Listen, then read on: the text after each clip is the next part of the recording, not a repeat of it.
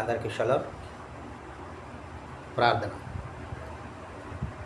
సర్వోన్నత స్థలంలో నివసిస్తూ వేలాది దూతలతో అనునిత్యము పరిశుద్ధుడు పరిశుద్ధుడు పరిశుద్ధుడి గాన ప్రతిగానములతో పొగడబడుచున్న మా అదోనాయ్, మీ ఘనమైన నామమునకు స్తుతులు స్తోత్రాలు చెల్లించుకుంటున్నాం. తండ్రి,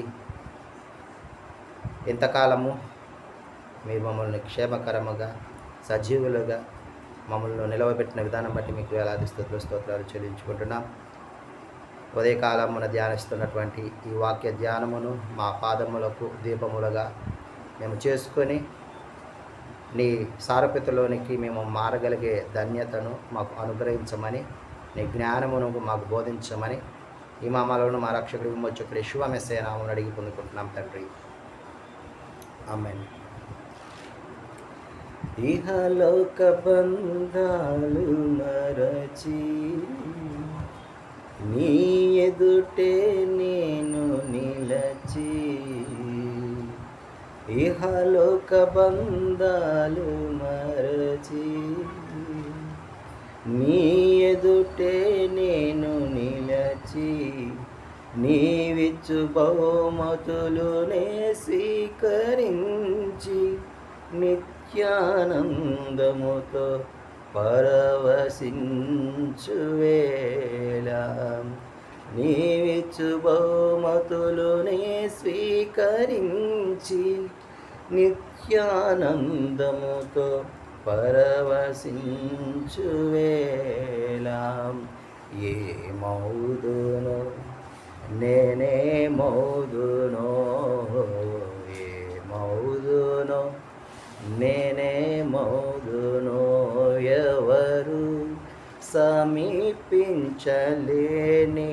తేజస్సులో నివసించు నా యేషువా, ఎవరు సమీపించలేని తేజస్సులో నివసించు నా యేషువా, నీ మహిమను ధరించిన పరిశుద్ధులు నా కంట పడగానే, నీ మహిమను ధరించిన పరిశుద్ధులు నా కంట పడగానే, ఏ మౌదునో నేనే మౌదునో, ఏ మౌదునో నేనే మౌదునో, ఎవరు సమీపించలేని తేజస్సులో నివసించు నా యేషువా. 2వ దినవృత్తాంతాల గ్రంథము 32వ అధ్యాయము 20వ వచనము నుంచి మనం ధ్యానించుకుంటూ ఉన్నాం. రాజైన హిజ్కియాయును ఆమోజు కుమారుడైన యెషయా అను ప్రవక్త ఇందును గురించి ప్రార్థన చేయగా, ఆకాశము తట్టు ఎత్తి చేతులెత్తి ప్రార్థన చేయగా, వీరి ప్రార్థన విని యావే ఒక దూతను పంపి అష్షూరు రాజు దండుని పరాక్రమశాలులందరినీ, సేవా నాయకులందరినీ కూడా నాశనము చేసినట్లుగా ఈ అధ్యాయంలో మనం గమనించగలం.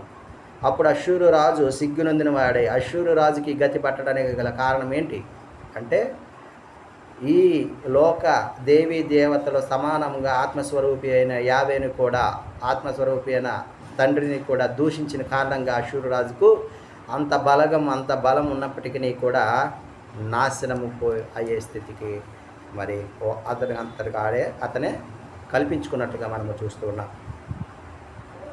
అయితే ఆ విధముగా అష్షూరు రాజు తన కడుపున పుట్టిన వారి చేతిలోనే హతుడైనట్లుగా అధ్యాయం మనం గమనించగలం.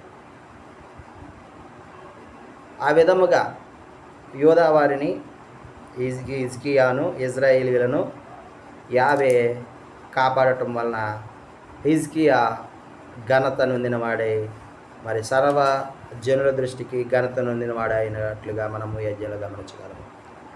ఈ విధంగా ఘనత వచ్చినప్పుడు హిజ్కియా గర్వాంధుడై ఉన్నట్లుగా కూడా ఈ అధ్యాయంలో చూస్తూ ఉన్నాం. ఆ తర్వాత రోగి అయి మరణ దశలో కూడా వెళ్ళినట్లుగా చూస్తూ ఉన్నాం. అట్టి పరిస్థితుల్లో మరి ఒకసారి హిజ్కియా యావేకి ప్రార్థన చేసినట్లుగా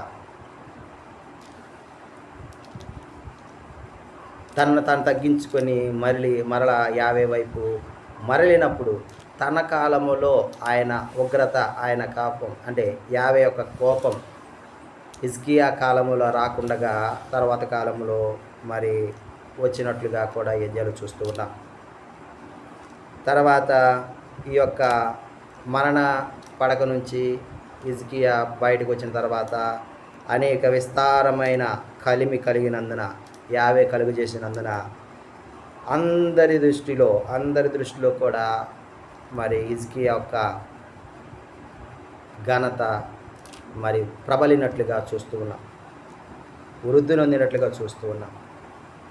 ఆ తర్వాత ఇతనికి ఇంతగా అభివృద్ధి పొందటానికి, వర్ధిల్లగటానికి గల కారణం ఏంటని అక్కడ చుట్టుపక్కల ఉన్నటువంటి బబులోను సామ్రాజ్యపు వారు మరి అధిపతులు ఇతని రాయబారులను పంపి ఇతన్ని శోధించి అతని హృదయంలో ఉద్దేశం ఏమై ఉన్నది అని తెలుసుకోవడానికి యావే వారు వారికి వదిలిపెట్టినట్లుగా, హిజ్కియా చెయ్యి విడిచిపెట్టినట్లుగా ఈ అధ్యాయంలో చూస్తూ ఉన్నాం. చివరిగా హిజ్కియా మరణం ఉంది. ఆ తర్వాత ఉజ్జియా కుమారుడైన మనష్షే మరి రాజుగా అయినట్లుగా ఈ అధ్యాయం మనము గమనించగలం.